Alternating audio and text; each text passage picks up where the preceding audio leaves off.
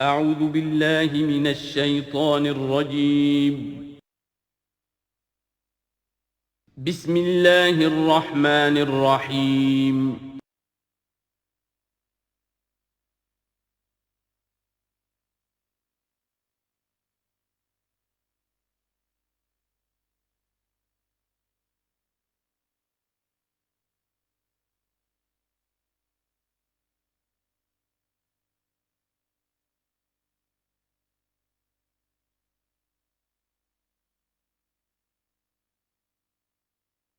ما ننسخ من آیۃ او ننسها نأت بخیر منها او مثلها الم تعلم ان اللہ علی کل شیء قدیر الم تعلم ان اللہ له ملک السماوات والارض وما لکم من دون اللہ من ولی ولا نصیر صدق اللہ العظیم۔ ان آیات مبارکہ کا ترجمہ اگرچہ ہم کر چکے ہیں، لیکن اس کا جو اصل مفہوم ہے اور اس کا پس منظر ہے اس کو سمجھنا ضروری ہے۔ آپ کو معلوم ہے کہ اللہ کا دین آدم سے لے کر این دم تک ایک ہی ہے۔ نوح کا دین، موسیٰ کا دین، عیسیٰ کا دین، محمد کا دین صلی اللہ علیہ وسلم علیہ الصلوۃ دین ایک ہی ہے۔ شریعتوں میں فرق رہا ہے، اور یہ فرق جو رہا ہے اس کا اصل سبب یہ ہے کہ نوع انسانی مختلف اعتبارات سے ارتقاء کی مراحل طے کر رہی تھی۔ ذہنی پختگی، شعور کی پختگی، پھر سوشل ایولیوشن، تمدنی ارتقاء، یہ مسلسل جاری تھا۔ لہذا اس ارتقاء کے جس مرحلے میں رسول آئے اسی کی مناسبت سے ان کو تعلیمات دے دی گئیں۔ ان میں وہ حصے بھی تھے کہ جو ایٹرنل ہیں، جو ہمیشہ رہیں گے، اور ایسے بھی تھے کہ جو اس زمانے کی مناسبت سے تھے۔ اب جب اگلا رسول آئے گا تو ظاہر بات ہے کہ ان میں سے کچھ چیزوں میں تغیر و تبدل ہو جائے گا، کچھ چیزیں نئی آ جائیں گی، کچھ پرانی ساقط ہو جائیں گی۔ یہ پرانی چیزوں کا ساقط ہونا یہ کہلاتا ہے ناسخ ہونا، ناسخ و منسوخ کا مسئلہ، کہ وہ حکم منسوخ ہو گیا اور اس کی جگہ پر کوئی اور حکم آ گیا ہے۔ یا تو اللہ تعالیٰ تعین کے ساتھ منسوخ فرماتے ہیں، یا یہ کہ اس شے کو سرے سے لوگوں کے ذہنوں سے زائل کر دیتے ہیں۔ اعتراض یہ کر رہے تھے یہودی کہ اگر تو یہ دین وہی ہے جو موسیٰ کا تھا تو ظاہر بات ہے کہ پھر شریعت پوری وہی ہونی چاہیے۔ اس کے اعتراض کا جواب ہے جو یہاں دیا جا رہا ہے، اور یہی مسئلہ پھر قرآن میں بھی ہے۔ قرآن کی بھی تدریج کے ساتھ شریعت کی تکمیل ہوئی ہے۔ جیسا کہ میں نے پہلے عرض کیا تھا، شریعت کا بلو پرنٹ آپ کو سورہ بقرہ میں مل جائے گا آگے چل کر، لیکن شریعت کی تکمیل ہوئی ہے سورہ مائدہ میں۔ یہ جو تقریباً 5-6 سال کا وقفہ ہے، اس میں کچھ احکام شروع میں دیے گئے، پھر ان میں رد و بدل کر کے، اور پھر آخر میں الیوم اکملت لکم دینکم واتممت علیکم نعمتی ورضیت لکم الاسلام دینا۔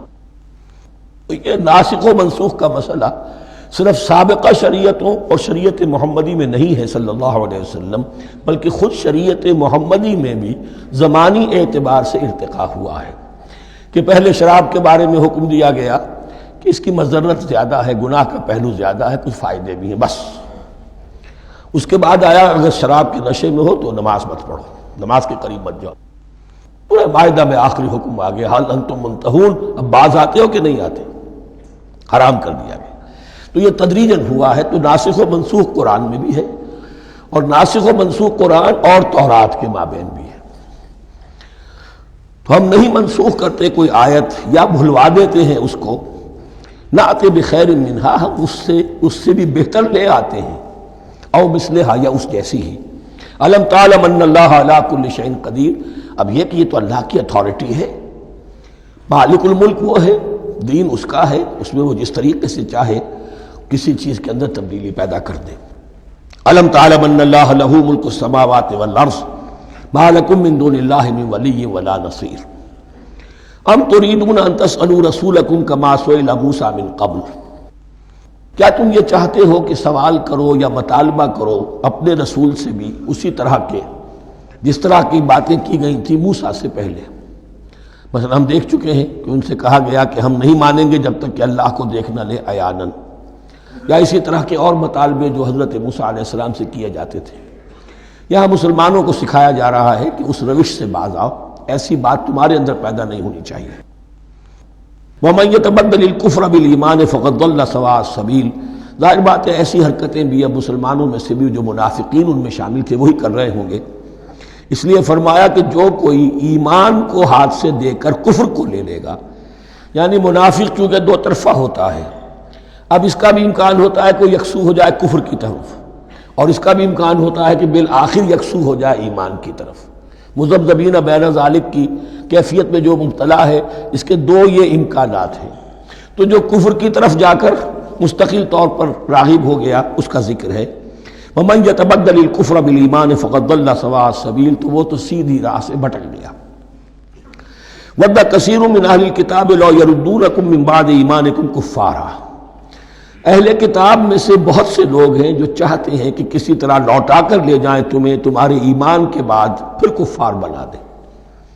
یہ ایسے ہی ہے کہ جیسے کسی بلی کی دم کٹ جائے تو وہ یہ چاہے گی کہ ساری بلیوں کی دمیں کٹ جائیں کہ وہ کوئی علیحدہ سے نمایاں نہ رہے۔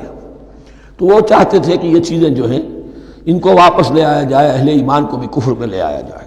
حسدا من عند انفسہم، اور یہ ان کا طرز عمل ان کے حسد کی وجہ سے کہ کیوں یہ نعمت جو ہے ان کو دے دی گئی۔ من بعد ما تبین لہم الحق، اس کے بعد کہ ان پر حق بالکل واضح ہو چکا ہے، وہ جان چکے ہیں، پہچان چکے ہیں، کسی مغالطے میں نہیں ہے، غلط فہمی میں نہیں ہے۔ فاعفوا واصفحوا، یہ بہت اہم ہے مقام۔ تو اے مسلمانوں تم معاف کرتے رہو اور صرف نظر سے کام لو۔ اس کا اصل مطلب کیا ہے؟ ابھی تو چونکہ مدنی دور کا آغاز ہو رہا ہے، ابھی کشمکش کے اور کشاکش کے اور مقابلے کے اور تصادم کے بڑے سخت مراحل آ رہے ہیں۔ چونکہ تمہارا سب سے پہلا جو محاذ ہے وہ تو کفار مکہ کے خلاف ہے، سب سے بڑھ کر وہی آئیں گے، تم پر حملے کریں گے، جنگیں ہوں گی۔ تو فوری طور پر یہ جو آستین کے سانپ ہیں ان کو ابھی چھیڑو مت، جب تک یہ پڑے رہیں ڈورمنٹ، انہیں پڑا رہنے دو۔ ایک وقت آئے گا، یہاں یوں سمجھیے کہ یہ حکم دیا رہا ہے فی الحال انہیں چھیڑو مت، ان کے طرز عمل کے بارے میں زیادہ توجہ نہ دو۔ فاعفو، معاف کرتے رہو، درگزر کرتے رہو۔ اور وصفحو کہتے ہیں، صفح کہتے ہیں ایک طرف کا، یہ صفح ہے، یہ ورق ہے، صرف نظر کر لینا، دیکھا اندیکھا کر لینا، نظر انداز کر دینا۔ حتی یاتی اللہ بامرہ، یہاں تک کہ اللہ اپنا فیصلہ لے آئے۔ ایک وقت آئے گا کہ پھر مسلمانوں کو غلبہ آخری حاصل ہو جائے گا، اور جب جو یہ باہر کے دشمن ہیں ان سے تم نمٹ لو گے، پھر یہ کہ ان اندرونی دشمنوں کے خلاف بھی تمہیں اب آزادی دی جائے گی کہ ان کو بھی ان کے کیفر کردار تک پہنچا دو۔ ان اللہ علی کل شیء قدیر، یقیناً اللہ ہر چیز پر قادر ہے۔ واقیموا الصلاۃ وآتوا الزکاۃ، نماز قائم رکھو، زکوٰۃ دیتے رہو۔ وما تقدموا لانفسکم من خیر تجدوہ عند اللہ، اور جو کچھ بھی تم خیر میں سے، بھلائی میں سے اپنے لیے آگے بھیجو گے، کوئی مال خرچ کر رہے ہو تو خرچ کہاں ہو گیا؟ وہ تو اللہ کے ہاں ڈپازٹ ہو گیا، جمع ہو گیا۔ وما تقدموا لانفسکم من خیر تجدوہ عند اللہ، اسے اللہ کے پاس پاؤ گے۔ ان اللہ بما تعملون بصیر، یقیناً جو کچھ تم کر رہے ہو اللہ اسے دیکھ رہا ہے۔ وقالوا لن يدخل الجنۃ الا من كان هودا او نصارى۔ اب دیکھیے جب یہ نئی امت اب تشکیل پا رہی ہے تو یہودی اور نصرانی جو ایک دوسرے کے دشمن تھے مسلمانوں کے مقابلے میں جمع ہو گئے، انہوں نے کہنا یہ شروع کیا، وقالوا لن يدخل الجنۃ، ہرگز نہیں داخل ہوگا جنت میں، الا من کان ہودا او نصارا، سوائے اس کے جو یا تو یہودی ہو یا نصرانی ہو۔ وقالوا لن يدخل الجنۃ الا من کان ہودا او نصارا تلک امانیہم، یہ لفظ دوبارہ آ گیا، یہ ان کی خواہشات ہیں، من گھڑت خیالات ہیں، ان کی وشفل تھنکنگ ہے۔ قل ہاتوا برہانکم ان کنتم صادقین، کہو ان سے لاؤ کوئی دلیل اگر تم سچے ہو، دلیل کتاب سے لاؤ، کہیں تورات میں لکھا ہے، یہ کہیں یہ انجیل میں لکھا ہے، جو تورات اور جو انجیل تمہارے پاس ہے اسی میں سے دکھا دو کہ یہ لکھا ہوا ہو، کہیں لکھا ہوا نہیں۔ اب یہاں پر وہ یونیورسل ٹروتھ آ رہا ہے، بلا من اسلم وجہہ للہ وہو محسن، کیوں نہیں، ہر وہ شخص کے جو اپنا چہرہ اللہ کے سامنے جھکا دے اور وہ محسن ہو، اس کا رویہ صدق پر، سچائی پر، حسن کردار پر مبنی ہو، سر کا جھکانا منافقانہ نہ ہو، جزوی نہ ہو کہ کچھ مانا کچھ نہیں مانا۔ بلا من اسلم وجہہ للہ وہو محسن فلہ اجرہ عند ربہ، تو اس کے لیے اس کا اجر محفوظ ہے اس کے رب کے پاس۔ فلا خوف علیہم ولا هم یحزنون، نہ ان پر کوئی خوف ہوگا اور نہ ہی وہ حزن سے دوچار ہوں گے۔ یہ دوسری آیت ہے کہ جس سے کچھ لوگوں نے استدلال کیا ہے کہ ایمان بالرسالت ضروری نہیں ہے۔ اب دیکھیے اس کا جواب وہی ہوگا، نمبر ایک تو یہ، ہر جگہ پر ساری چیزیں بیان نہیں کی جایا کرتی، کوئی چیز کہیں بیان کی گئی، کوئی کہیں بیان کی گئی ہے۔ کتاب کو لینا ہے تو پوری کو پوری ایک کتاب کی حیثیت سے۔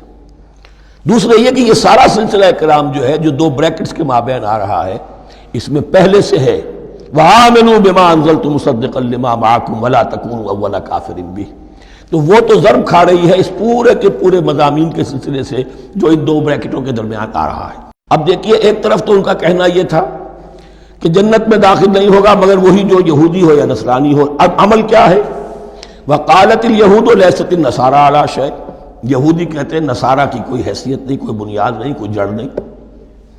وَقَالَتِ النَّصَارَىٰ لَيْسَتِ الْيَهُودُ عَلَىٰ شَيْءٍ، اور نصارہ کہتے ہیں کہ یہود کی کوئی بنیاد نہیں، بے بنیاد لوگ ہیں، کوئی حقیقت ان کی حقانیت ہے ہی نہیں۔ وَهُمْ يَتْلُونَ الْكِتَابَ، اور مزہ یہ ہے کہ دونوں ایک کتاب پڑھ رہے ہیں۔ اولڈ ٹیسٹمنٹ تو مشترک ہے یہودیوں میں اور عیسائیوں میں، یہ بہت اہم نکتہ ہے۔ اور جدید عیسائیت میں جو ایک بہت بڑی طاقت ابھر رہی ہے امریکہ میں، وہ ہے کہ جو یہ عیسائیت کو جیوڈائز کر رہی ہے، کیونکہ رومن کیتھولک مذہب جو تھا اس نے تو چونکہ گویا کہ سارا رشتہ توڑ لیا تھا بائبل سے، سارا اختیار پوپ کے ہاتھ میں آ گیا تھا، لیکن پروٹیسٹنٹس نے پھر بائبل کو قبول کیا۔ اب اس کی منطقی انتہا یہ کہ اولڈ ٹیسٹمنٹ کے اوپر بھی اب ان کی توجہ ہو رہی ہے کہ آخر یہ بھی تو ہم مانتے ہیں کہ ہماری کتاب ہے، اور اس میں جو کچھ لکھا ہے اس کو نظر انداز کیسے کر سکتے ہیں۔ ہم نے جو ایک سیمینار کیا تھا امریکہ میں، جس میں ایک یہودی عالم بھی آئے تھے، ایک عیسائی بھی آئے تھے، اور مسلمانوں کی طرف سے بھی ہمارے ایک ساتھی نے بات کی تھی، تو وہاں ایک یہودی عالم نے کہا کہ اس وقت اسرائیل کو سب سے بڑی سپورٹ جو مل رہی ہے وہ ان عیسائیوں سے مل رہی ہے امریکہ میں سے، کہ جو اس وقت ایونجلسٹ کہلاتے ہیں وہاں پر، اور جو ایک بڑا فرقہ بن کر ابھر رہے ہیں۔ بہرحال یہ ان کا طرز عمل ہے۔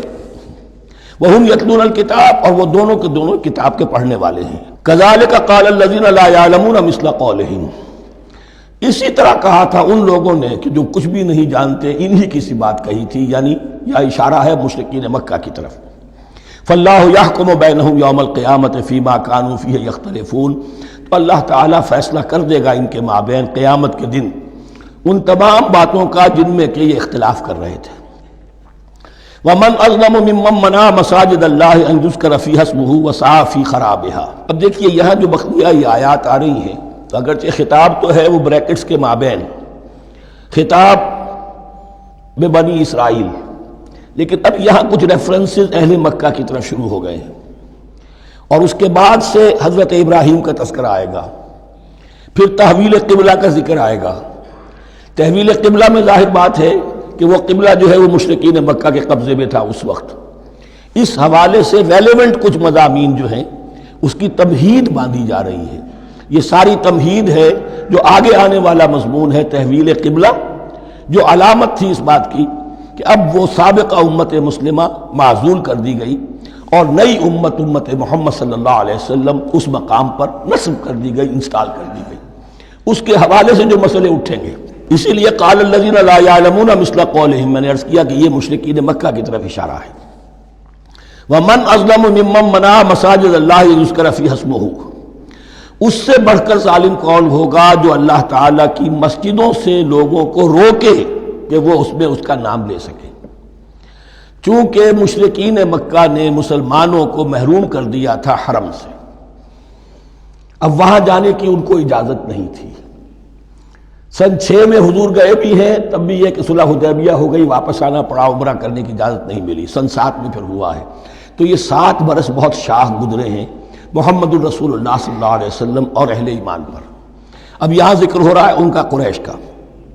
وَمَنْ أَظْلَمُ مِمَّنْ مَنَعَ مَسَاجِدَ اللَّهِ أَنْ يُذْكَرَ فِيهَا اسْمُهُ وَسَعَىٰ فِي خَرَابِهَا، اور وہ اس کی تخریب میں لگے ہوئے ہیں، یہ خراب تخریب، یہ تخریب دو طرح کی ہوتی ہے، ایک ظاہری تخریب ہوتی ہے کسی مسجد کو گرا دینا، اور ایک ظاہری نہیں باطنی معنوی ہوتی ہے۔ وہ جو تخریب ہے وہ یہ ہے کہ توحید کی بجائے اسے شرک کا اڈا بنا دیا ہے۔ وہ تو دنیا کے بتکدوں میں پہلا وہ گھر خدا کا، ہم اس کے پاسباں ہیں، وہ پاسباں ہمارا، 360 بت رکھ دیے گئے اس گھر میں لا کر، جو ابراہیم نے تعبیر کیا تھا توحید خالص کے لیے۔ وَسَعَىٰ خرابہا، یہ لفظ ذرا نوٹ کر لیجئے، یہ ایک حدیث میں بھی آیا ہے، بڑی دلدوز حدیث ہے، اور میں چاہتا ہوں کہ آپ اسے ذہن میں رکھیں۔ حضور نے فرمایا یوشک ان یاتی علی الناس زمان، اندیشہ ہے کہ لوگوں پر یعنی میری امت پر ایک زمانہ ایسا بھی آ جائے گا، اب گنتے جائیے، لا یبقى من الاسلام الا اسمہ، اسلام میں سے اس کے نام کے سوا کچھ نہیں بچے گا، ولا یبقى من القرآن الا رسمہ، قرآن میں سے اس کے رسم الخط، الفاظ اور حروف کے سوا کچھ نہیں بچے گا، اسی کی اللہ تعالیٰ نے ضمانت دی ہے، یہ محفوظ رہے گا رسم عثمانی۔ مساجدہم عامرۃ، ان کی مسجدیں آباد تو بہت ہوں گی، وہی خراب من الہدی، ہدایت سے خالی ہو جائیں گے، یہ خراب کے لفظ سے، ہی خراب من الہدی، وعلماؤہم شر الناس تحت ادیم السماء، اور ان کے علماء آسمان کی چھت کے نیچے کی بدترین انسان ہیں، من عندہم تخرج الفتنۃ وفیہم تعود، فتنہ انہی کے اندر سے برآمد ہوگا، انہی میں گھس جائے گا، یعنی ان کا کام فتنہ انگیزی، مخالفت، جنگ و جدال، بھڑکانا، اپنے اپنے فرقے کے لوگوں کے جذبات کو بھڑکاتے رہنا اور مسلمانوں کے اندر اختلافات کو ہوا دینا، یہی ان کا کام رہ جائے گا۔ آج جن کو ہم علماء کہتے ہیں ان کی عظیم اکثریت اس کیفیت سے دوچار ہو چکی ہے۔ جب مذہب اور دین پیشہ بن جائے تو کوئی خیر اس میں باقی نہیں رہتا۔ یہ دین اور مذہب پیشہ نہیں تھا، اسلام میں کوئی پیشوائیت نہیں، اسلام میں کوئی پاپائیت نہیں، اسلام میں کوئی برہمنزم نہیں، اسلام تو ایک کھلا، ہر شخص کتاب اللہ پڑھے، ہر شخص عربی سیکھے، ہر شخص کو امامت کے قابل ہونا چاہیے، ہر شخص اپنی بچی کا نکاح خود پڑھائے، ہر شخص اپنے والد کا جنازہ خود پڑھے۔ یہ جو ہم نے پیشہ بنا دیا ہے اور پھر انہیں پیسے دیتے، ظاہر بات ہے کہ پھر اس پیشے کے اندر تو پیشے میں عیب نہیں، رکھیے نہ فرہاد کو نام، پھر تو پیشہ میں تو جو کچھ پیشہ ورانہ چشمکیں ہوتی ہیں اور جو خباثتیں ہوتی ہیں وہ آتی ہیں۔ لیکن ساتھ ہی یہ بات واضح رہے کہ علماء حق سے دنیا خالی نہیں ہوگی، علماء حق بھی ہیں، لیکن کسی کے ماتھے پر لکھا ہوا نہیں ہوتا کہ یہ علماء حقانی میں سے اور یہ علماء سوء میں سے ہے۔ باقی یہ صحیح بات ہے کہ اکثریت ادھر جا چکی ہے، ورنہ امت کا بیڑا غرق نہ ہوتا، سیدھی سیدھی بات، یہ بیڑا غرق ہوا ہے تو آخر کوئی سبب ہے۔ اولئک ما کان لہم ان یدخلوها الا خائفین، ایسے لوگوں کو تو سوائے اس کے ان کا کوئی مقام نہیں ہے کہ انہیں داخل ہونے کی بھی اجازت نہیں ہونی چاہیے اس میں، یعنی اللہ کی مسجدوں میں، مگر خوف زدہ ہو کر، ڈر کر۔ لہم فی الدنیا خزی، کے لیے دنیا میں بھی رسوائی اور ذلت ہے، لہم فی الآخرۃ عذاب عظیم، اور آخرت میں ان کے لیے عذاب عظیم ہے۔ وللہ المشرق والمغرب، اب دیکھیے تمہید ہو رہی ہے تحویل قبلہ کے لیے۔ اب ظاہر بات ہے کہ بڑی حساس جو ہے وہ ایک کیفیت تھی یہ، تو یروشلم کے ساتھ جن کو دلچسپی تھی اور ان کے دلوں میں اس کی عقیدت تھی، مکہ مکرمہ اور بیت اللہ کے ساتھ جن کو دلچسپی تھی اور ان کے دلوں میں اس کی عقیدت تھی، تو اس حوالے سے یہ قبلہ بدلنا، اور 2 دفعہ بدلا ہے قبلہ۔ پہلے آ کے مدینے میں حضور نے یروشلم کی طرف 16 مہینے نماز پڑھی اور پھر تحویل قبلہ ہوا، تو اب اس میں کئی امتحان ہو گئے، وہ آگے آ جائے گا، لیکن اس کی تمہید باندھی جا رہی ہے۔ للہ المشرق والمغرب، مشرق اور مغرب سب اللہ کے ہیں، یعنی اگر ہم رخ کرتے ہیں مغرب کی طرف تو اس کے معنی یہ نہیں ہے کہ اللہ مغرب میں ہے، معاذ اللہ، اللہ تو جہت سے، مقام سے، ماورا وراء الورا۔ تو یہ ہے کہ ایک یکسانیت پیدا کرنے کے لیے، اجتماعی رنگ دینے کے لیے ایک چیز کو قبلہ بنا دیا، علامت ہے۔ غالب نے ٹھیک کہا ہے، قبلے کو اہل نظر قبلہ نما کہتے ہیں۔ قبلہ جو ہے وہ مسجود تو نہیں ہے پرے سرحد ادراک سے اپنا مسجود، قبلے کو اہل نظر قبلہ نما کہتے ہیں۔ للہ مشرق والمغرب فینما تولوا فثم وجہ اللہ، جدھر بھی تم رخ کرو گے وہ اللہ ہی کا رخ ہے۔ ان اللہ واسع علیم، یقیناً اللہ بہت وسعت والا ہے، بہت وسعت والا ہے، وہ کسی سمت میں محدود نہیں ہے، اور علیم ہے، ہر شے کا جاننے والا ہے۔ دیکھیے یہاں یہ آیت کہہ کے اور چھوڑ دیا مسئلہ، اگلے مسئلے پر آ گئے۔ آگے آپ کو پتہ چلے گا کہ یہ در حقیقت ایک تمہید باندھی جا رہی ہے تحویل قبلہ کے لیے۔ وقالوا اتخذ اللہ ولدا سبحانہ، اور ان میں وہ بھی ہیں، اب ظاہر بات ہے یہاں پھر اشارہ ہو رہا ہے وہ اہل مکہ کی طرف، جنہوں نے یہ کہا ہے کہ اللہ نے اولاد اپنے لیے اختیار کی، یعنی وہ کہتے تھے کہ یہ جو فرشتے ہیں یہ اللہ کی بیٹیاں ہیں، نصارہ کہتے تھے کہ حضرت مسیح اللہ کے بیٹے ہیں، اور یہودیوں کا بھی ایک گروہ ایسا تھا جو حضرت عزیر کو اللہ کا بیٹا کہتا تھا۔ بل لہ ما فی السماوات والارض، نہیں، آسمانوں اور زمین میں جو کچھ ہے اسی کی ملکیت ہے، سب مخلوق ہیں، مملوک ہیں، خالق اور مالک صرف وہ ہے۔ کل لہ قانتون، اور سب کے سب اس کے فرما بردار ہیں، بڑے سے بڑا رسول، بڑے سے بڑا ولی، بڑے سے بڑا فرشتہ، بڑے سے بڑے اجرام سماویہ، سب کل لہ قانتون۔ بدیع السماوات والارض، وہ آسمان اور زمین کو پیدا کرنے والا ہے بغیر کسی شے کے۔ یہ ابداع اور خلق ان میں فرق ہے۔ ابداع، بلکہ شاہ ولی اللہ دہلوی نے حجت اللہ البالغہ کا جو پہلا چیپٹر ہے اس کو یہی 3 عنوان دیے ہیں۔ اللہ تعالیٰ کے افعال بنیادی طور پر 3 ہیں، ابداع، خلق، تدبیر۔ ابداع ہے جسے انگریزی میں کہتے ہیں کریشن ایکس نہیلو، عدم محض سے کچھ بنا دیا، کچھ نہیں تھا اور بنا دیا، کن فیکون، یہ ابداع ہے۔ خلق ہے اب ایک چیز سے دوسری چیز بنانا، گارے سے انسان بنایا، یہ تخلیق ہے، آگ سے جن بنایا، یہ تخلیق ہے، نور سے فرشتے بنائے، یہ تخلیق ہے۔ تو ابداع، بدیع وہ ہے کہ جس نے نئی چیز، اسی لیے بدعت ہمارے ہاں کہلاتی ہے وہ شے جو دین میں نہیں تھی اور خام خواہ لا کے شامل کر دی گئی، جس کی کوئی جڑ بنیاد دین میں نہیں ہے، وہ بدعت ہے۔ اس سے یہ لفظ بدیع السماوات والارض، وَإِذَا قَضَىٰ أَمْرًا فَإِنَّمَا يَقُولُ لَهُ كُن فَيَكُونُ، اس کی شان تو یہ ہے کہ جب وہ کسی معاملے کا فیصلہ کر لیتا ہے تو بس کہتا ہے کہ ہو جا، اور وہ ہو جاتی ہے۔ وَقَالَ الَّذِينَ لَا يَعْلَمُونَ لَوْلَا يُكَلِّمُنَا اللَّهُ وَتَأْتِينَا آیَةٌ، اور کہا ان لوگوں نے جو علم نہیں رکھتے، یہاں پھر وہی مشرکین مکہ کی طرف روح سخن ہے، کیوں نہیں بات کرتا ہم سے اللہ، اور کیوں نہیں کوئی لے آتا ہمارے پاس کوئی نشانی۔ یہ میں عرض کر چکا ہوں، یہ مضمون جو ہے کہ ان کا مطالبہ تھا بہت شدت کے ساتھ کہ کوئی معجزے ویسے ہی دکھاؤ جیسے تم کہتے ہو کہ عیسیٰ نے دکھائے تھے، موسیٰ نے دکھائے تھے، تو ہمارے یہ مطالبے پورے کر دو، ہم مان لیں گے۔ یہ ذکر آئے گا سورہ انعام میں اور پھر سورہ بنی اسرائیل میں۔ كَذَلِكَ قَالَ الَّذِينَ مِن قَبْلِهِمْ مِثْلَ قَوْلِهِمْ، اسی طرح کی باتیں جو لوگ ان سے پہلے آئے تھے وہ بھی کہتے رہے۔ تشابہت قلوبہم، ان کے دل ایک دوسرے سے مشابہ ہو گئے ہیں۔ قد بینا الآیات لقوم یوقنون، اور ہم نے تو اپنی آیات کو واضح کر دیا ہے ان لوگوں کے لیے جو یقین کرنا چاہیں۔ انا ارسلناک بالحق بشیرا ونذیرا، اے نبی ہم نے آپ کو بھیجا ہے حق کے ساتھ بشیر اور نذیر بنا کر۔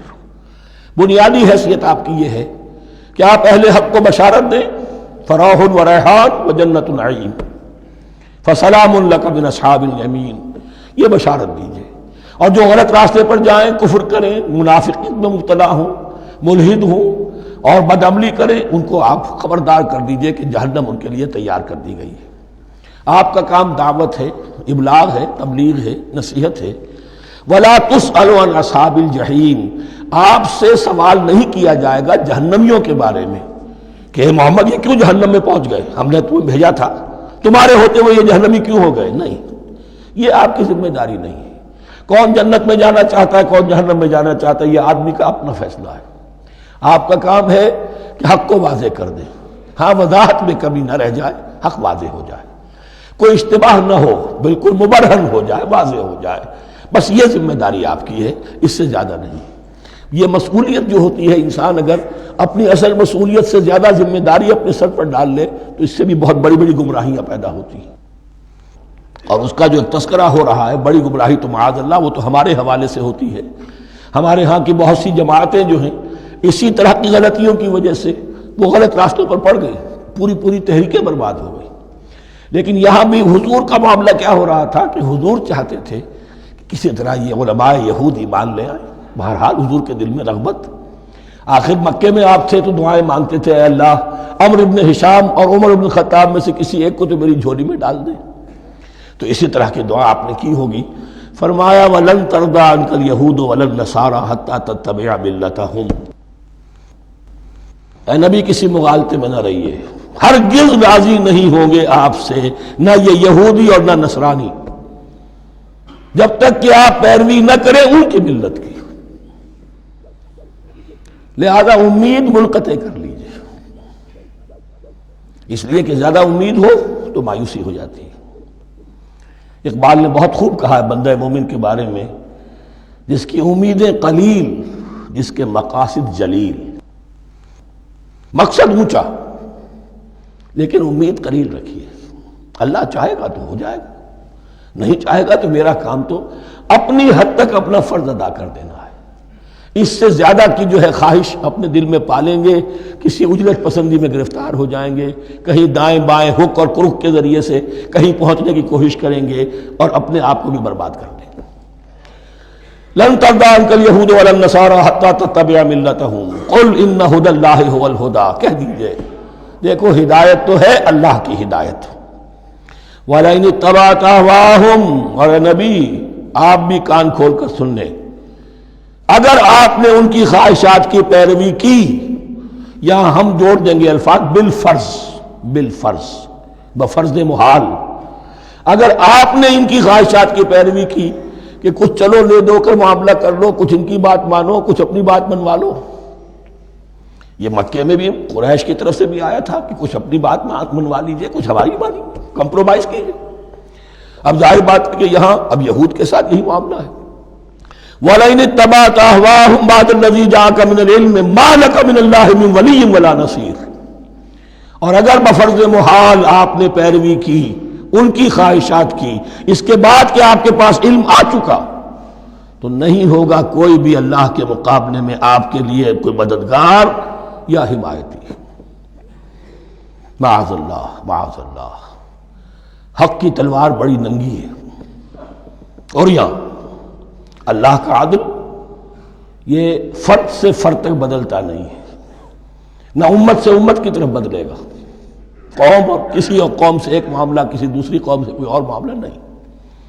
اللہ کے اصول ہیں، اللہ کے قوانین ہیں، اس کی فطرت ہے، فطرت اللہ التی فطر الناس علیہا، پھر یہ کہ اس کی سنت ہے، لن تجد لسنت اللہ تحویلا ولن تجد لسنت اللہ تبدیلا۔ الذین آتیناہم الکتاب یتلونہ حق تلاوتہ، وہ لوگ کہ جنہیں ہم کتاب دیتے ہیں وہ اس کی تلاوت کرتے ہیں جیسا کہ اس کی تلاوت کا حق ہے۔ اس پر میں نے اپنے کتابچے میں بحث کی ہے، تلاوت کا اصل حق کیا ہے۔ مسلمانوں پر قرآن مجید کے حقوق نامی کتابچہ، اب یہاں پہ تفصیل سے بیان کرنے کا وقت نہیں ہے، لیکن ایک بات جان لیجئے کہ تلاوت کا لفظ جو قرآن کے لیے قرآن نے اختیار کیا، یہ بڑا ذو معنیین ہے۔ تلا یتلو ہم اسے بھی کہتے ہیں پڑھنا، اور تلا یتلو کسی کے پیچھے پیچھے چلنے کو کہتے ہیں۔ والشمس وضحاها والقمر اذا تلاها، سورج کے بعد پیچھے آتا ہے چاند۔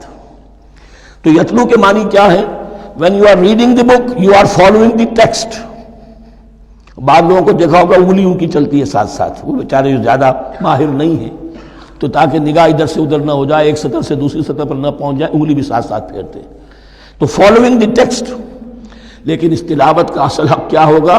جب آپ اس کتاب کو فالو کریں، اسے اپنا امام بنائیں، اس کے پیچھے چلیں، اس کا اتباع کریں، اس کی پیروی کریں، جس کی کہ دعا ہم کرتے ہیں وَاجْعَلْهُ لَنَا إِمَامًا وَنُورًا وَهُدًى وَرَحْمَةً، تو اللہ تو بنائے گا ہمارا امام اس کو اسی وقت جب کہ ہم فیصلہ کر لیں کہ ہم اس کتاب کے پیچھے چلیں گے۔ الذین آتیناہم الکتاب یتلونہ حق تلاوتہ اولئک یؤمنون بہ، جو اللہ کی کتاب کی تلاوت کا حق ادا کریں اور اس کی پیروی بھی کریں، وہی ہیں جو اس پر ایمان رکھتے ہیں۔ جو نہ تلاوت کا حق رکھتے ہوں ادا کریں، نہ پیروی کریں، وہ دعویٰ کریں کہ ہمارا ایمان ہے تورات پر اور کتاب پر، تو یہ دعویٰ جو ہے جھوٹا دعویٰ ہے۔ میں وہ حدیث آپ کو سنا چکا ہوں، ما آمن بالقرآن من استحل محارمہ، جس شخص نے قرآن کی کسی حرام کردہ شے کو اپنے لیے حلال کر لیا اس کا قرآن پر کوئی ایمان نہیں۔ وَمَن يَكْفُرْ بِهِ فَأُولَٰئِكَ هُمُ الْخَاسِرُونَ، اور جو اس کا کفر کرے گا تو وہی لوگ ہیں خسارے میں رہنے والے۔ اب وہ بریکٹ بند ہو رہی ہے، وہ آیت کے جو چھٹے رکوع کے شروع میں آئی تھی دوبارہ آ گئی جوں کی توں، یا بنی اسرائیل اذکروا نعمتی التی انعمت علیکم وانی فضلتکم علی العالمین۔ یہ ترتیب ذہن میں رکھیے۔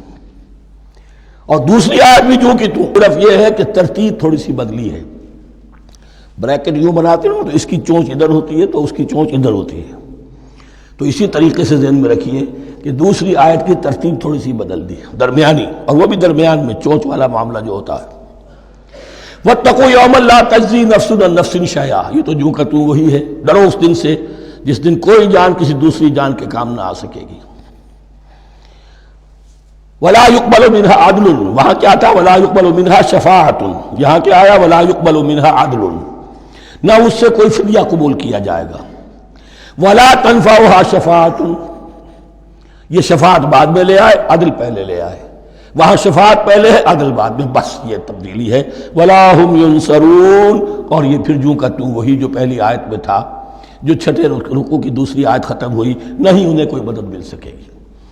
یہ جو حصہ تھا جو تقریباً 10 رکوعوں پر مشتمل تھا، سورہ بقرہ کے 18 رکوع کہ جن میں روح سخن ہے سابقہ امت مسلمہ کی طرف، 4 رکوع بڑے عموم کے حامل تھے، لیکن بین السطور وہاں بھی اشارے موجود تھے، روح سخن جو تھا وہ بنی اسرائیل کی طرف۔ 10 رکوعوں میں صراحت کے ساتھ ساری گفتگو انہی سے ہے، الا یہ کہ ایک جگہ مسلمانوں سے خطاب کر لیا، کچھ آخر میں اہل مکہ کا تذکرہ بھی ہو گیا۔ اب اس کے بعد ذکر شروع ہو رہا ہے حضرت ابراہیم علیہ السلام کا، وہ بات سمجھ لیجئے کہ کیا وجہ ہے اس کی۔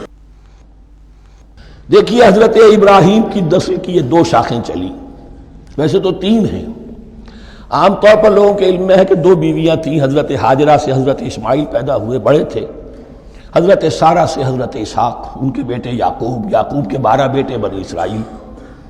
حضرت اسماعیل کو حضرت ابراہیم نے آباد کیا خانہ کعبہ کے پاس لا کر، بواد غیر ذی زرع، تو وہاں یہ جو ایک نسل چلی، لیکن نبوت جو ہے حضرت ابراہیم کے بعد حضرت اسماعیل کو تو ملی، اس کے بعد مسلسل یوں سمجھیے کہ تقریباً 3000 کا فصل ہے سالوں کا کہ کوئی نبوت اس شاخ میں نہیں آئی۔ نبوت کا سلسلہ چلا دوسری شاخ میں، حضرت یعقوب، حضرت اسحاق، حضرت یعقوب، حضرت یوسف، چلتے جائیے، اور پھر حضرت موسیٰ اور ہارون سے شروع ہو کر حضرت عیسیٰ اور یحییٰ تک 1400 برس مسلسل۔ اگرچہ تیسری شاخ بھی تھی، بنو قطورہ کہلاتے، تیسری اہلیہ آپ کی تھی قطورہ، بنی قطورہ میں سے ان کی اولاد بڑی کثیر تھی، ان میں سے ایک مدین تھے، مدین یا مدیان، ان میں حضرت شعیب کی بعثت ہوئی تھی۔ حضرت شعیب بھی حضرت ابراہیم کی نسل میں سے ہیں لیکن بنی مدیان میں سے۔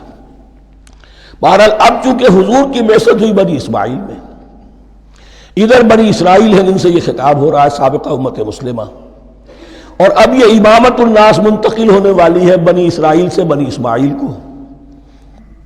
تو اب اگر اس انتقال کے وقت نقل، اگر وہ جو کامن فیکٹر ہے اس کا تذکرہ کیا جائے تو بات آسان ہو جائے گی۔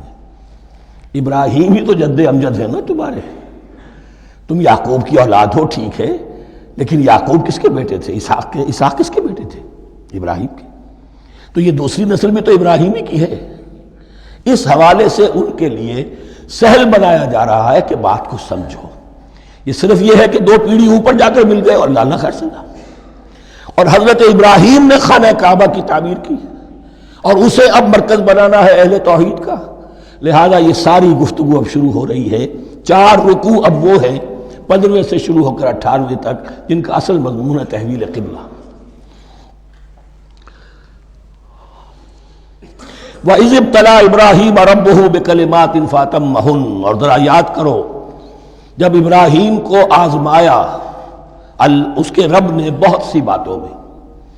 میرا ایک کتاب چاہے حضرت ابراہیم کی شخصیت پر، حج اور عید الاضحیٰ اور ان کی اصل روح، اور اس میں ایک تحریر ہے ایک تقریر ہے، جو تحریر ہے وہ مجھے بہت پسند ہے کہ کیسے کیسے امتحان آئے ہیں حضرت ابراہیم علیہ السلام پر۔ فاتمہن، اب یہ ایک جملے میں ایک پوری داستان ہے. اس نے ان سب کو پورا کیا، سب میں پاس ہو گیا، ہر امتحان سے کامیابی کے ساتھ with flying colors ہر امتحان سے نکلے. قال انی جاعلک للناس اماما، تب ہم نے کہا اے ابراہیم اب میں تمہیں نوع انسانی کا امام بنانے والا ہوں. قال ومن ذریتی، انہوں نے کہا اور میری نسل کے بارے میں بھی یہ وعدہ ہے کہ نہیں؟ قال لا ینال عہد الظالمین، فرمایا میرا یہ عہد ظالموں سے متعلق نہیں ہوگا. مطلب کیا ہوا کہ تمہاری نسل میں سے جو صاحب ایمان ہوں گے، نیک ہوں گے، سیدھے راستے پر چلیں گے، ان سے ہمارا وعدہ ہے، لیکن نسلیت کی بنیاد پر نہیں ہے کہ جو بھی تمہاری نسل میں سے لازماً وہ اس وعدے کا مصداق بن جائے. وَإِذْ جَعَلْنَا الْبَيْتَ مَثَابَةً لِلنَّاسِ وَأَمْنًا، اور یاد کرو جب کہ ہم نے گھر کو، اپنے گھر کو، بیت اللہ کو قرار دے دیا لوگوں کے لیے زیارت کی جگہ، لوٹ کے آنے، لوٹ کر آؤ، حج کرو. مَثَابَةً لِلنَّاسِ وَأَمْنًا، اور اسے امن کا گھر قرار دے دیا. وَاتَّخِذُوا مِن مَّقَامِ إِبْرَاهِيمَ مُصَلًّى، اور ہم نے حکم دیا کہ مقام ابراہیم کو اپنی جائے نماز بنا لو، نماز پڑھنے کی جگہ بنا لو.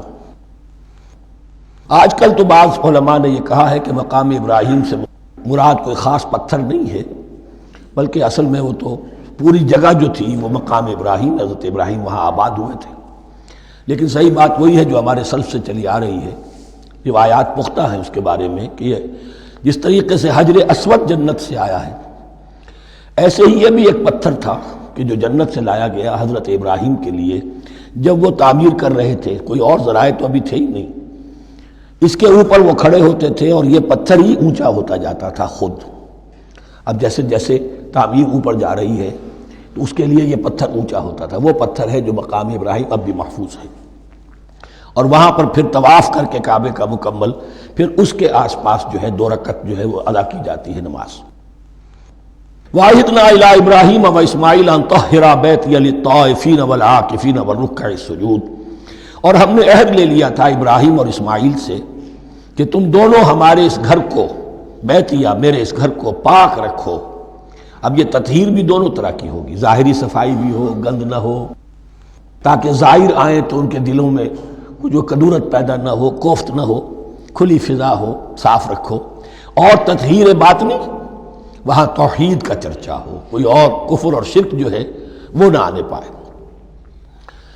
ان طہرا بیتی للطائفین والعاکفین، طواف کرنے والوں کے لیے، اعتکاف کرنے والوں کے لیے، والرکع السجود، اور رکوع اور سجود کرنے والوں کے لیے. وَإِذْ قَالَ إِبْرَاهِيمُ رَبِّ اجْعَلْ هَٰذَا بَلَدًا آمِنًا وَارْزُقْ أَهْلَهُ مِنَ الثَّمَرَاتِ مَنْ آمَنَ مِنْهُمْ بِاللَّهِ وَالْيَوْمِ الْآخِرِ. اور یاد کرو جب کہ ابراہیم نے کہا تھا اے میرے پروردگار اس گھر کو امن کی جگہ بنا دے، اور اس کے رہنے والوں، اس کے ہاں آباد ہونے والوں کو یعنی بنی اسماعیل کے لیے ان کو رزق عطا فرما، میووں کا اور پھلوں کا. من آمن منہم باللہ والیوم الآخر. اب یہاں حضرت ابراہیم خود رک گئے کہ میں اپنی ساری اولاد کے لیے یہ دعا نہ کروں، اس لیے کہ وہاں روک دیا گیا تھا لا ینال عہد الظالمین. تو جو بھی ان میں سے ایمان اور عمل صالح والے ہوں اور یوم آخر پر ایمان رکھتے ہوں، اجعل هذا البلد آمنا وارزق اهله من الثمرات من آمن منهم بالله واليوم الآخر. اب یہاں دیکھیے اللہ تعالیٰ نے گویا کہ ہم کہیں گے ازرہ شفقت مسکراتے ہوئے گویا کہ فرمایا کہ ابراہیم قال ومن کفر، تمہاری اولاد میں سے جو کفر کرے گا فأمتعه قلیلا، اس کو بھی میں دنیا کا ساز و سامان تو دوں گا، امامت میں شامل نہیں کر سکتا، لیکن یہ کہ دنیاوی طور پر مال و متاع جو ہے وہ ان کو بھی میں دوں گا. ومن کفر فأمتعه قلیلا ثم اضطره الى عذاب النار، ہاں پھر اسے کشاں کشاں لے آؤں گا جہنم کے عذاب کی طرف. وبئس المصیر، اور وہ بہت ہی بری جگہ ہے لوٹنے کی. وَإِذْ يَرْفَعُ إِبْرَاهِيمُ الْقَوَاعِدَ مِنَ الْبَيْتِ وَإِسْمَاعِيلُ، اور یاد کرو جب کہ ابراہیم اٹھا رہے تھے ہمارے گھر کی بنیادوں کو، اور اسماعیل، باپ بیٹا دونوں لگے ہوئے تھے. یہاں لفظ جو قواعد آیا ہے اس کو نوٹ کیجئے، قواعد قاعدے کی جمع ہے اور یہ بنیادوں کو کہا جاتا ہے. اور اس میں اشارہ ہے حضرت ابراہیم اصل معمار اور بانی نہیں ہے کعبے کے. کعبہ بنایا ہے حضرت آدم نے. ان اول بیت وضع للناس للذی ببکہ، پہلا گھر. اب کیسے ممکن تھا حضرت آدم علیہ السلام کے زمانے سے لے کر اور حضرت ابراہیم تک کم و بیش جو ہے 4000 برس ہے. عام اندازہ جو ہے تورات کا اگر آپ لگائیں تو کوئی مسجد نہیں بنی ہوگی کیا؟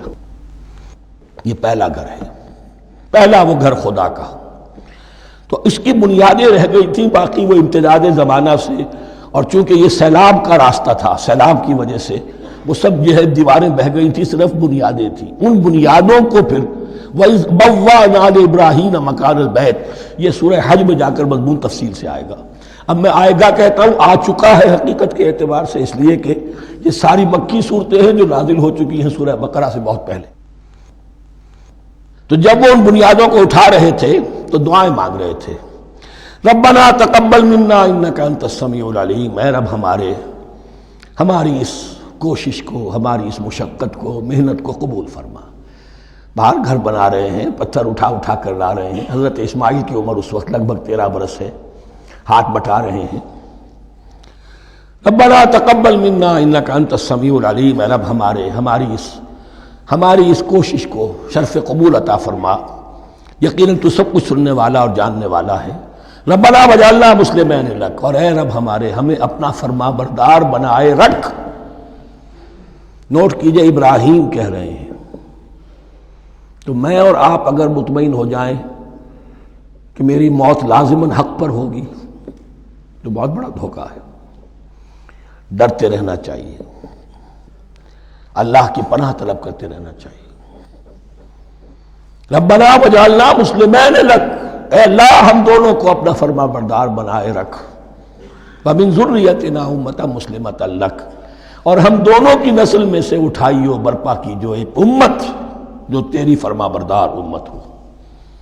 وارنا مناسکنا، اور اے پروردگار تیرا گھر تو ہم نے یہ بنا دیا، اب اس کے جو رسومات ہیں وہ ہمیں سکھا، جو مناسک حج ہیں. ارنا مناسک، اب کیسے حج کریں، کیا آداب ہوں گے، طواف کیسے ہوگا، کیا کریں گے. وتب علینا، اور ہم پر اپنی شفقت کی نظر فرما. انک انت التواب الرحیم، یقیناً تو ہی ہے بہت ہی زیادہ توبہ کا قبول فرمانے والا اور شفقت کے ساتھ رجوع کرنے والا اور رحم فرمانے والا. ربنا وبعث فیہم رسولا منہم، اور اے ہمارے پروردگار ہماری اس نسل میں، اب چونکہ ہماری نسل مراد ہے بنی اسماعیل، بنی اسرائیل اسماعیل کی نسل میں سے تو نہیں ہے نا، یہاں دونوں کی نسل سے مراد ہے تو وہ بنی اسماعیل.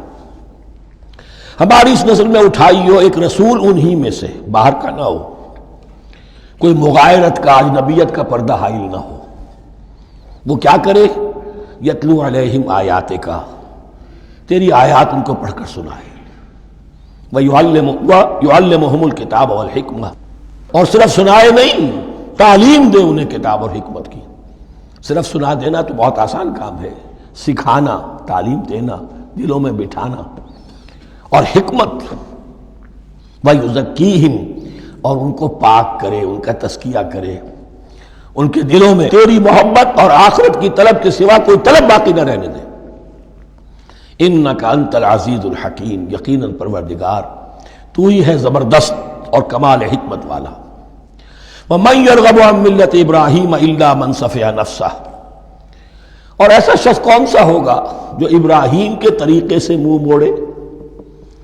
یہ رغبت کا نظر بھی زبان میں دونوں طرف جاتا ہے. رغبہ الہ، کسی شے کی طرف رغبت ہونا، محبت ہونا، میلان ہونا، اور رغبہ عن، کسی شے سے متنفر ہونا، کسی شے سے ابا کرنا، اس کو چھوڑ دینا. وَمَن يَرْغَبُ عَن مِّلَّةِ إِبْرَاهِيمَ إِلَّا مَن سَفِهَ نَفْسَهُ، سوائے اس کے جس نے اپنے آپ کو حماقت ہی میں مبتلا کرنے کا فیصلہ کر لیا ہو. اور کون ہوگا جو ابراہیم کے طریقے سے منہ موڑے. وَلَقَدِ اصْطَفَيْنَاهُ فِي الدُّنْيَا، اور ہم نے تو اسے دنیا میں بھی پسند کر لیا تھا، چن لیا تھا. وَإِنَّهُ فِي الْآخِرَةِ لَمِنَ الصَّالِحِينَ، اور یقیناً آخرت میں بھی وہ ہمارے صالح بندوں میں سے ہوں گے. اِذْ قَالَ لَهُ رَبُّهُ أَسْلِمْ قَالَ أَسْلَمْتُ لِرَبِّ الْعَالَمِينَ، جب کہا اس سے اس کے پروردگار نے کہ مانو میرا حکم، اس نے کہا پروردگار قبول ہے تیرا حکم، یہاں تک کہ ذبح کرو بیٹے کو، حاضر. یہ آخری امتحان تھا. آخر 100 برس کی عمر میں، 87 برس کی عمر میں دعائیں مانگ مانگ کر بیٹا لیا تھا اسماعیل۔ حضرت سارہ کے ہاں کوئی اولاد نہیں ہوئی تھی، اب وہ 13 برس کا تھا، بازو بن گیا تھا اور اس وقت ذبح کرنے کا حکم آیا۔ جب بھی کہا ہم نے مانو ہمارا حکم، قال اسلمت لرب العالمین، اللہ تعالی ہمیں بھی توفیق دے کہ اس کی پیروی کریں۔ ووصى بها ابراہیم وبنیہ ویعقوب، اور اسی کی وصیت کی تھی ابراہیم نے بھی اپنے بیٹوں کو اور یعقوب نے بھی۔ یا بنی، وہ کیا تھی نصیحت؟ اے میرے بیٹو، ان اللہ اصطفیٰ لکم الدین، دیکھو اللہ نے تمہارے لیے دین کو پسند فرما لیا ہے۔ کون سا دین؟ فلا تموتن الا وانتم مسلمون، اور دیکھنا موت نہ آنے پائے مگر فرما برداری کی حالت میں۔ یہی بات آئے گی سورہ آل عمران میں مسلمانوں سے خطاب کر کے، یا ایھا الذین آمنوا اتقوا اللہ حق تقاتہ ولا تموتن الا وانتم مسلمون، اور ان الدین عند اللہ الاسلام ومن یبتغ غیر الاسلام دینا فلن یقبل منہ۔ ام کنتم شہداء اذ حضر یعقوب الموت، کیا تم اس وقت موجود تھے جب یعقوب کی موت کا وقت آیا؟ جب آدم کی یعقوب پر موت، یہ لفظی ترجمہ ہوگا، اذ حضر یعقوب الموت اذ قال لبنیہ ما تعبدون من بعدی، حضرت یعقوب نے اپنے سارے بیٹوں کو جمع کیا، 12 کے 12، اور مصر میں پہنچ چکے تھے یہ حضرت یوسف علیہ السلام کے ذریعے سے، جو سورہ یوسف میں ساری کہانی آئے گی، وہاں انتقال ہوا۔ تو انہوں نے اپنے بیٹوں کو جمع کیا، اذ قال لبنیہ ما تعبدون من بعدی، میرے بعد تم کس کی پوجا کرو گے، کس کی پرستش کرو گے؟ یہ بات نہیں تھی کہ انہیں معلوم نہیں تھا، لیکن یہ کہ ایک میثاق، قول و قرار اور پختہ کرنے کے لیے۔ قالوا نعبد الہک و الہ آبائک ابراہیم و اسماعیل و اسحاق، انہوں نے کہا کہ ہم پوجیں گے، بندگی کریں گے، پرستش کریں گے آپ کے معبود کی اور آپ کے آبا ابراہیم، اسماعیل اور اسحاق کے معبود کی، اور یہ کوئی مختلف معبود نہیں ہے، الہ واحدہ، وہ تو ایک ہی الہ ہے۔ وَنَحْنُ لَهُ مُسْلِمُونَ، ہم اس کے لیے، اس کے سامنے سر جھکاتے ہیں، اسی کی فرما برداری کا اقرار کرتے ہیں۔ تِلْكَ أُمَّةٌ قَدْ خَلَتْ، یہ آیت 2 مرتبہ آئے گی اسی رکوع میں۔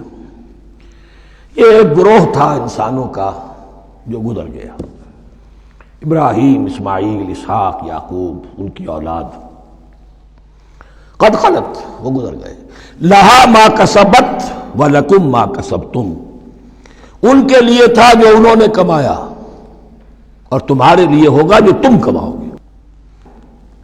یعنی یہاں پدرم سلطان بود کا کوئی مقام نہیں ہے، ہر شخص کے لیے اپنا عمل، اپنا ایمان، اپنی کمائی۔ وَلَا تُسْأَلُونَ عَمَّا كَانُوا يَعْمَلُونَ، تم سے یہ نہیں پوچھا جائے گا کہ وہ کیا کرتے تھے، تم سے پوچھا جائے گا تم کیا کر کے لائے ہو۔ تو راچے ہے، پدرم سلطان بود تو راچے ہے، تم کیا ہو بھائی، تو اپنی بات کرو، باپ تمہارا سلطان تھا، ہوگا۔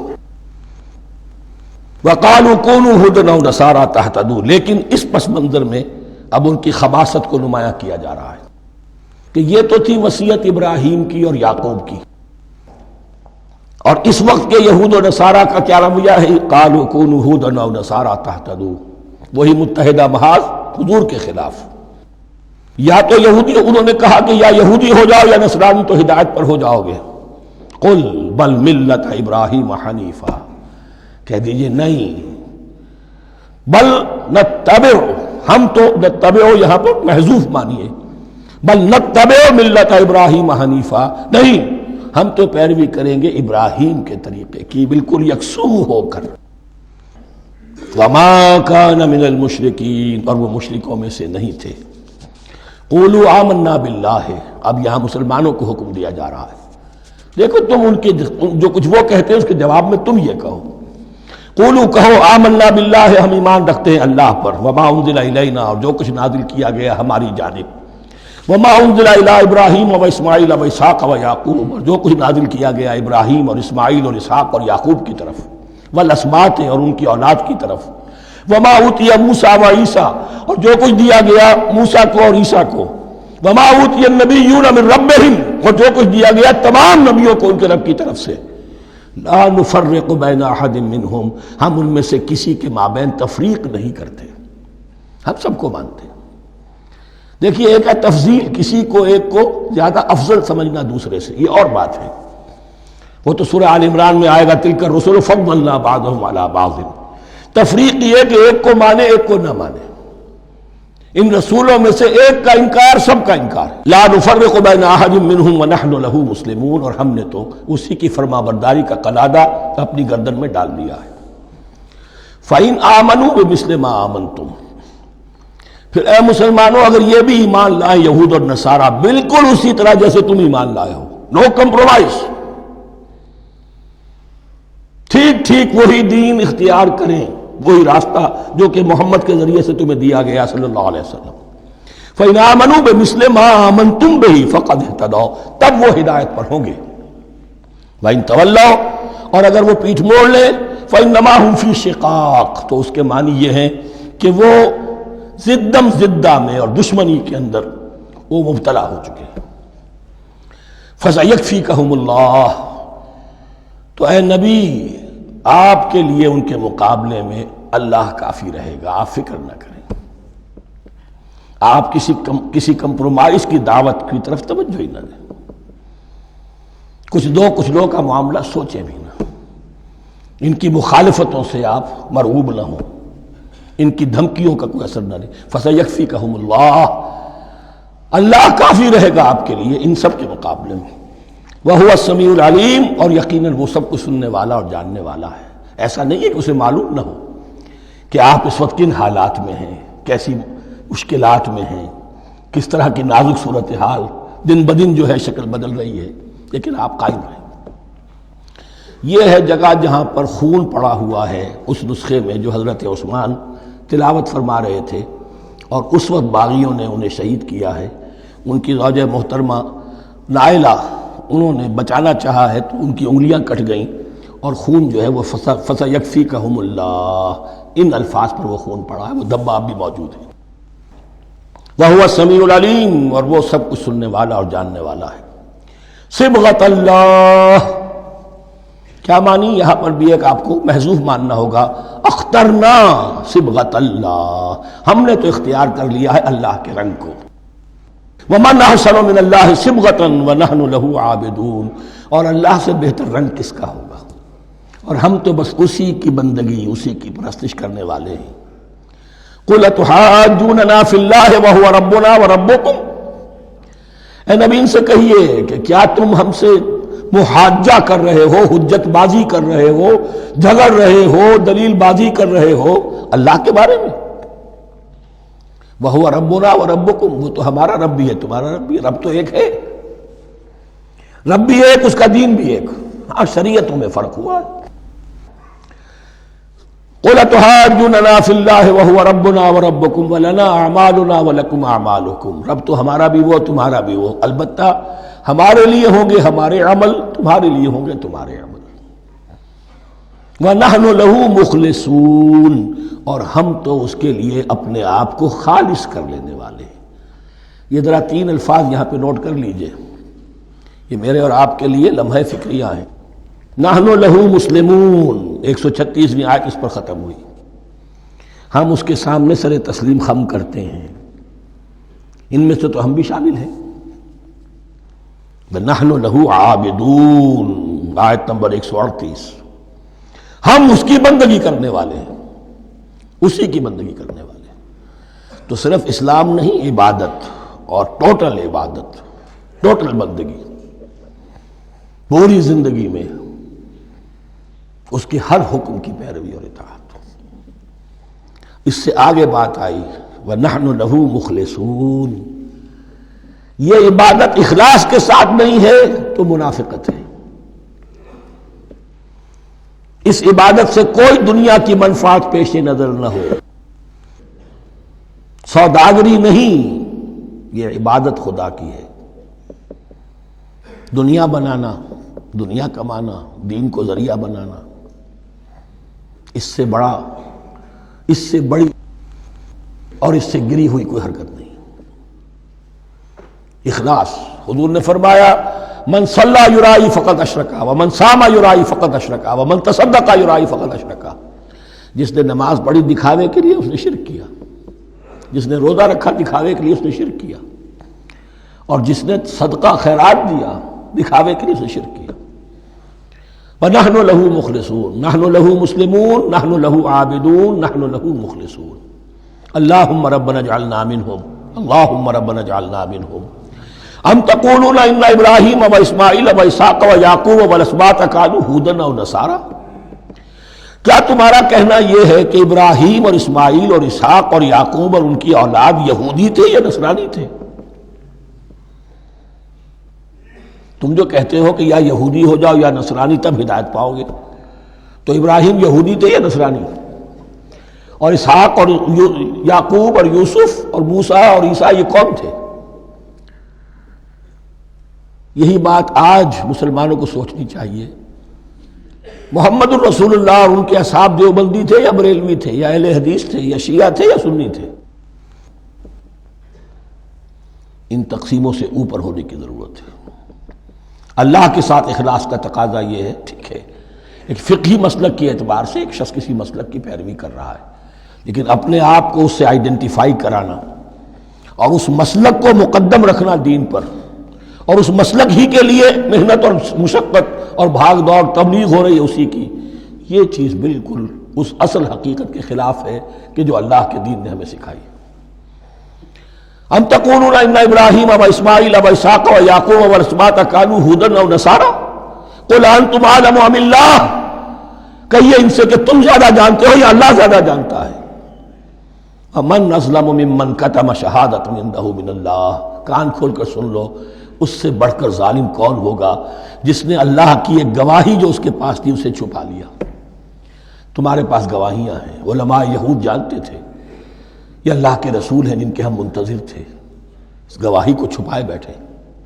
ومن اظلم ممن كتم شہادۃ عنده من اللہ وما اللہ بغافل عما تعملون. اور اللہ ہرگز غافل نہیں ہے کہ اس سے جو تم کر رہے ہو.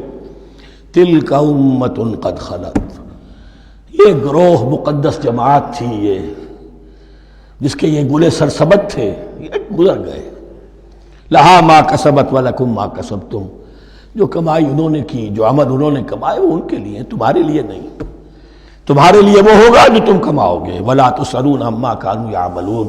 اور تم سے ان کے عمل کے بارے میں نہیں پوچھا جائے گا کہ انہوں نے کیا کیا، تم سے سوال یہ ہوگا کہ تم نے کیا کیا. بارک اللہ لی ولکم فی القرآن العظیم ونفعنی وإیاکم بالآیات والذکر الحکیم.